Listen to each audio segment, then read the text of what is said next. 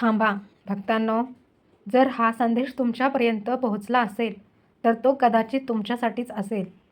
तुमच्या आयुष्यात एक नवीन संधी येण्याच्या मार्गावर आहे.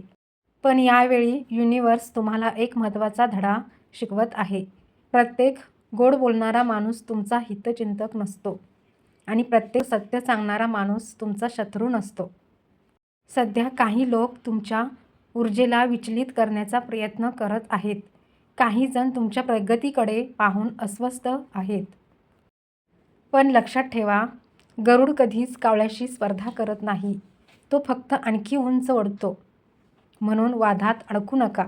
स्वतःला सिद्ध करण्यात ऊर्जा वाया घालवू नका. युनिव्हर्स तुमच्यासाठी एक नवीन दरवाजे उघडत आहे. फक्त शांत राहा, स्वतःवर विश्वास ठेवा आणि योग्य वेळ येऊ द्या. हा संदेश तुमच्याशी जुळला असेल तर कमेंटमध्ये श्री स्वामी समर्थ नक्की लिहा.